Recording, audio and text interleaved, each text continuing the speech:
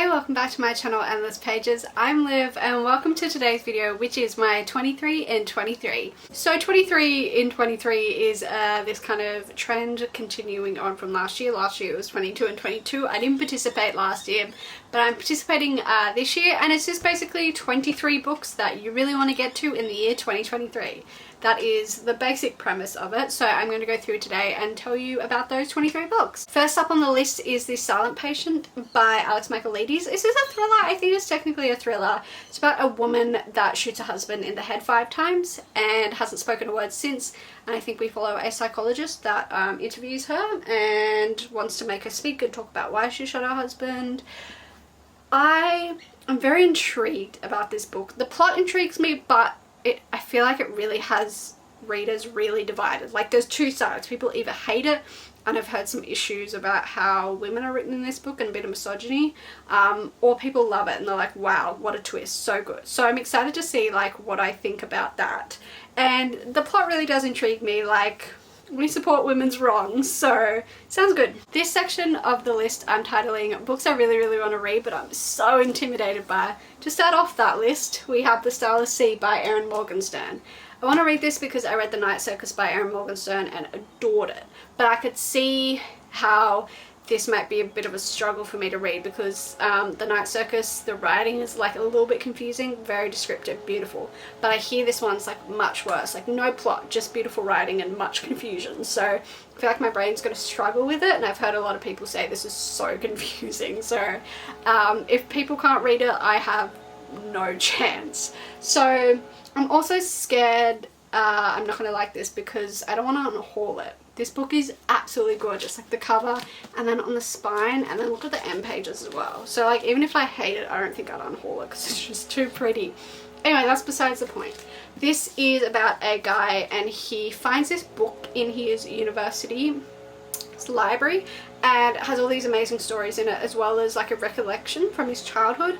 He really wants to uncover like the puzzle of this book. He finds on the spine the key, the bee and the sword, like little clues, and they lead him on this crazy adventure, and then they like lead him to this labyrinth filled with stories hidden far beneath the surface of the earth, and then the labyrinth is threatened. He must race with Mirabelle, who is the creator of this magical doorway, and Dorian, a handsome barefoot man with shifting alliances, searching for the end of his story. Sounds amazing, but I hear very confusing, and that's why it intimidates me. Next up on my I'm very intimidated list is Priory of the Orange Tree by Samantha Shannon. This is the first book in the Roots of Chaos series. I'm very intimidated by this because one of its size is like 800 pages-ish, which is very big to me, and I hear it's very like high fantasy. My brain doesn't do well with understanding fantasies at the start, so I'm very scared to read this. It's quite a big chunker of a book, and yeah, don't really know the plot, so I'm just going to read it to you, sorry. I've heard it's really good though. It's very trendy at the moment. I feel like everyone on TikTok is reading it. So this is about a world divided, a queendom without an heir, an ancient enemy awakes. The House of Berethnet has ruled for 1,000 years, still unwed. The queen must conceive a daughter to protect her realm from destruction. Assassins are getting closer to her door though. And then we have Iyad is an outsider at court. Though she's risen to the position of lady in waiting, she is loyal to a hidden society of mages. She keeps an watchful eye on Sabran, secretly protecting her with a forbidden magic. Sabran is the queen. Sorry, I didn't specify that before. Across the Dark Sea, Tani has trained to be a dragon rider. Oh, there's dragons! I forgot there was dragons as well. Since she was a child, but she's forced to make a choice that would see her life unravel. Meanwhile, the divided East and West refuse to parley, and forces of chaos arising from their sleep. So there sounds like there's so much going on. So I'm really scared that I'm just not going to be able to wrap my head around this book, but I want to give it a go because it sounds amazing, and I forgot there was dragons. The final book on my I'm very intimidated list is Babel by R.F. Kuang. Another incredibly trendy book at the moment. This is just blown up in the book community. I'm sure with good reason. I read the Poppy War and Dragon Republic by R.F. Kuang and was blown away by the writing. So I mean, probably trendy and popular with good reason. Though the plot sounds super hard to follow and super confusing again. This is set in Oxford, like Babel, Oxford University's prestigious Royal Institution of Translation. This is about, I believe, colonization and race, so I feel like it is going to be a very thought-provoking book, but again, a plot that I'm going to really struggle to wrap my head around. But we're going to give it a really good go. Next up on my list is I'm Glad My Mum Died by Jennette McCurdy. This is a biography, which is not something I normally read, but if you didn't know, this is about Jennette McCurdy, who was a star in the Nickelodeon kids show iCarly, which I did watch, so I'm interested to read this one. This big focus on this book, I believe, is her relationship with her mother. So I hear everyone who's read this says it's absolutely fantastic, so well written. I feel like it will be a really confronting read and quite heavy, but I'm really intrigued to read it. I also really want to listen to this in audio format because Jennette herself narrates it, and I've heard little clips and it sounds like she does a really fantastic job, and I don't know, I feel like you can really hear the emotion and her experience. Yeah, so that's that one. Next up on my list is a classic, and that is Jane Eyre by Charlotte Bronte. I want to pick this one up because last year I read Rebecca by Daphne du Maurier, one of my favourite reads of the year. It was absolutely fantastic, and I got told if you love Rebecca, you're going to love Jane Eyre. It's got a similar kind of vibe, so I had to pick it up immediately. So this is about Jane, who's an orphan. She's living this really lonely life with her aunt, who's really cruel towards her, and then she gets hired by this guy called Edward Rochester to care for his ward. And then there's kind of a nasty secret discovered, and she also kind of falls in love with Edward as well. So I feel like, yeah, the final line of the blurb is the discovery of a shameful secret forces her to make a terrible choice. So yeah, it's got, from the blurb alone, I can tell it's very similar to Rebecca, so I hope it has that same kind of vibe and tension, and yeah, I'm really excited. Next up is a middle grade, and that is Keeper of the Lost Cities by Shannon Messenger. This book is popping off at the library I work at. Like, my god, everyone is looking for this series, everyone is borrowing it, and I've been kind of reading up about it, and I can't find the video, but I watched a TikTok of a woman around my age who said it was absolutely brilliant, one of the best middle grades she's ever read. So I had to pick it up. I had to know what the hype is about. This is about a main character who, she can read, she's a telepath. She can hear everyone's thoughts around her, and she has never told anyone. And then one day she meets this other boy that has the same powers as her, and finds out that there's a place where she belongs, and it's no longer safe to stay where she is. So she kind of gets thrown into this like magical new world, but not everyone's really happy about her coming to this new place, and there are secrets buried deep in our main character's memories. Next up on my list is a young adult science fiction, and one of my goals in 23, which I don't actually think I remembered to put in my goals video, which is, it's coming soon, I promise, is to read more science fiction. It's a genre I really want to get into, so this is a young adult science fiction, We the Ants by Sean David Hutchison, sorry. This is really intriguing. It's about this boy who has spent his life being abducted by aliens, and then one day the aliens give him an ultimatum. The world is going to end in 144 days. All he has to do to stop it is push his big red button, but he's just not sure whether like the world is worth saving.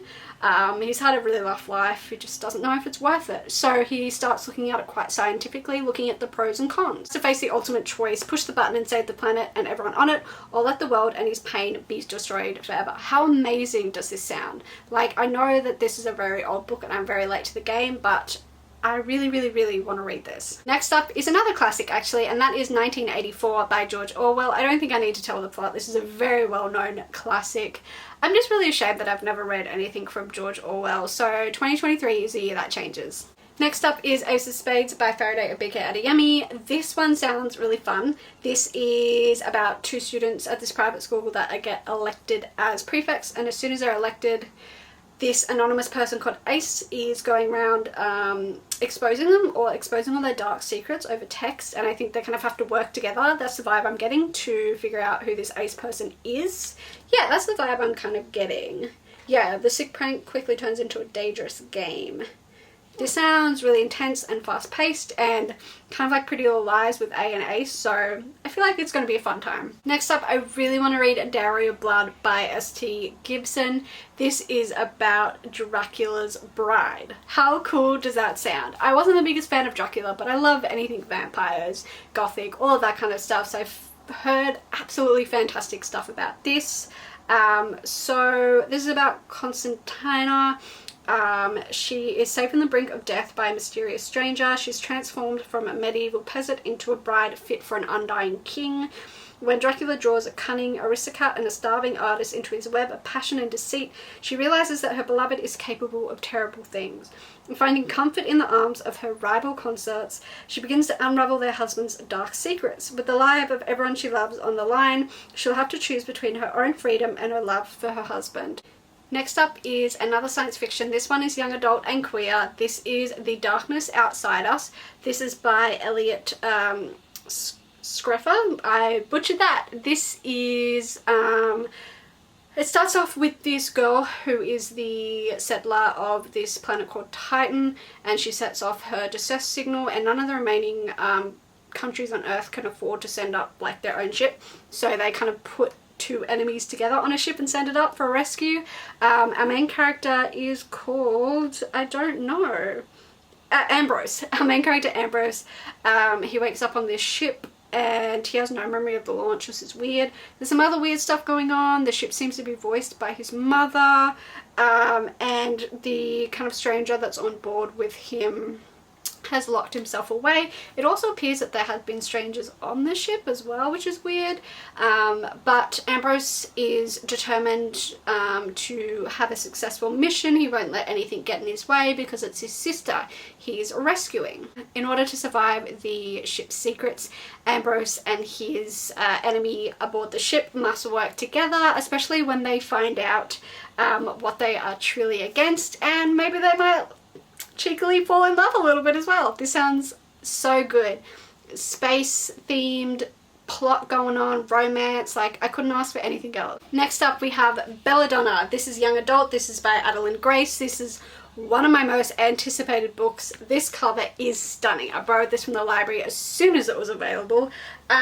This is really cool sounding. This is about our main character called Signa, and she's just kind of being constantly surrounded by death. She's been raised by a bunch of different people who were not really interested in her well-being, more interested in her wealth, and every single one of them has died. So then her last remaining relatives are a family called the Hawthorns, who live in this manor called Thorn Grove. They're all kind of dealing with their own stuff. The patriarch mourns his late wife through wild parties, while his son grapples with control of the family's waning reputation, and his daughter suffers from a mysterious illness, and then one day their mother's restless spirit appears and claims she's been murdered.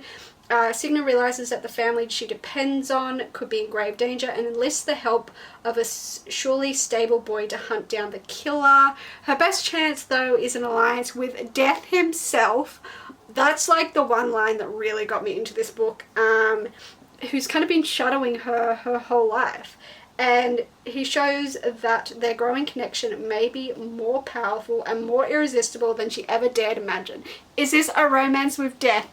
Yes, yes, yes, I'm in. Next up is a book I'm so ashamed that it's been on my physical TBR for as long as it has, and that is Legendborn by Tracy Deonn. This is a fantasy book about a 16-year-old girl called Bree whose mother dies in a car crash, and she wants nothing to do with her family home or where she grew up.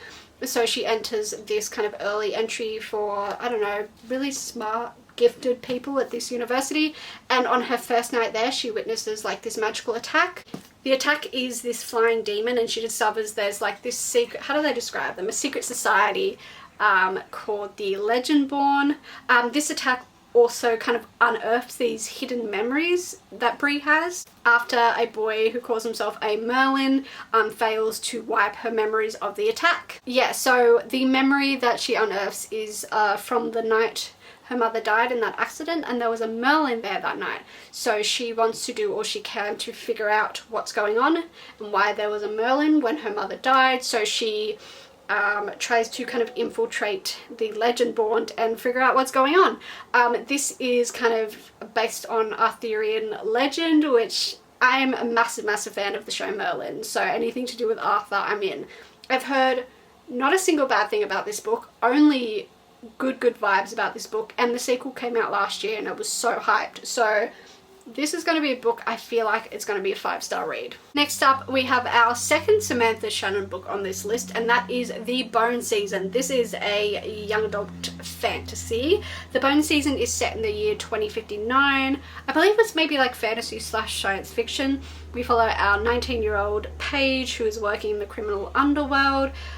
She's employed by a man named Jackson Hall. Her job is to scout for information by breaking into people's minds. She's a dream walker, a clairvoyant, and she commits treason simply by breathing. It is raining the day her life changes forever. Attacked, drugged, and kidnapped, she's transported to Oxford, a city kept secret for 200 years, controlled by a powerful, otherworldly race.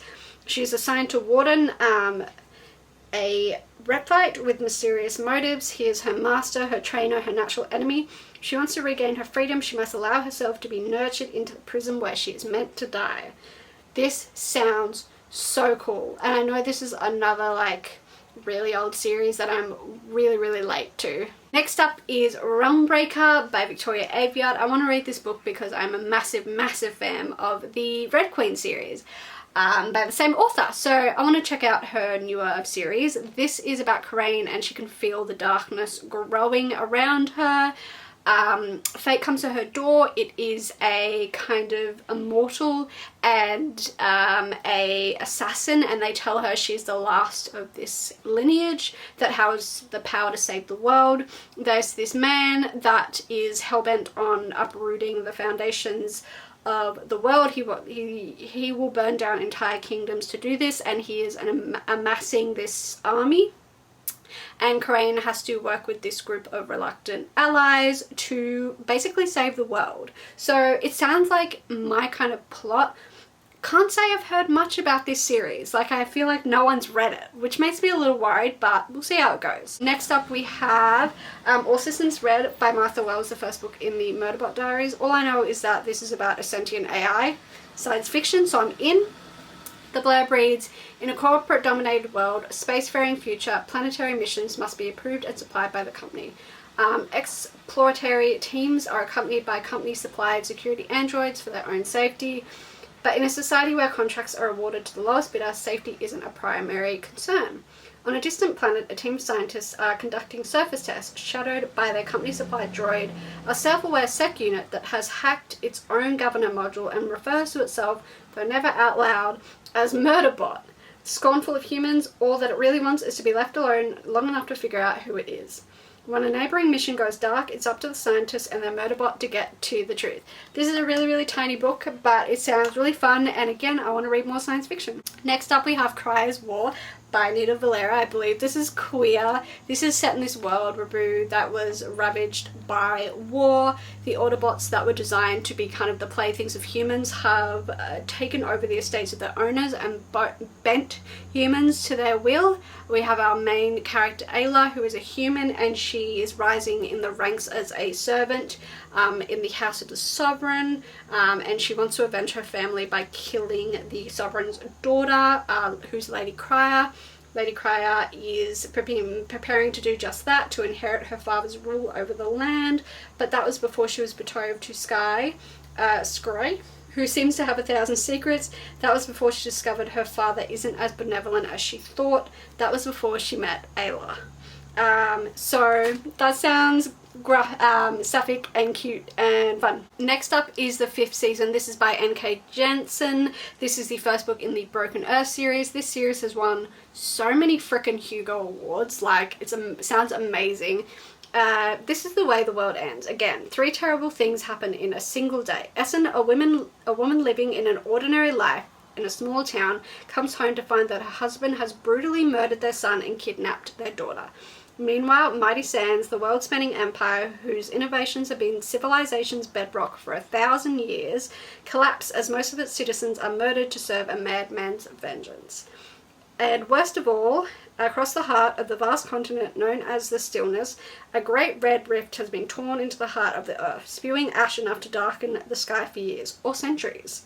Now Essen must pursue the wreckage of her family through a deadly, dying land. Without sunlight, clean water, or arable land, and with limited stockpiles of supplies, there will be war across the Stillness, a battle royale of nations not for power or territory, but simply for the basic resources necessary to get through the long, dark night. She doesn't care if the world falls apart around her, she'll break it herself if she must save her daughter.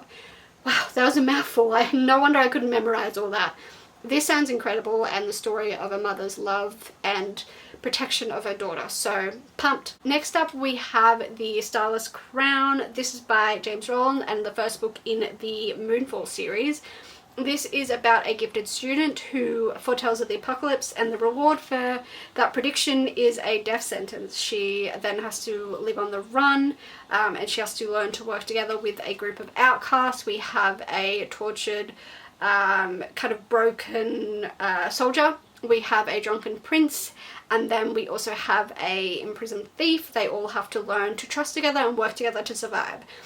I love a group of outcasts coming together and surviving. I love it. I love it. Found family, outcasts.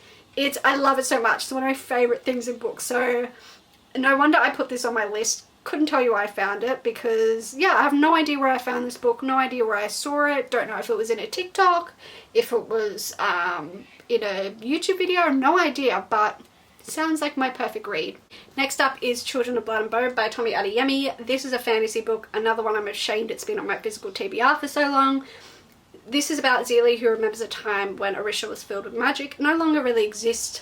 This ruthless king ordered magic users killed, which left Zelie without a mother. She now has one chance to bring magic back and strike against the monarchy with the help of this rogue princess. She must outrun this prince that's kind of hell-bent on eradicating all magic. Zelie might be the greatest threat herself as she struggles to control her powers. Next up we have Renegades by Marissa Meyer. Renegades are these people, they're humans with these extraordinary gifts.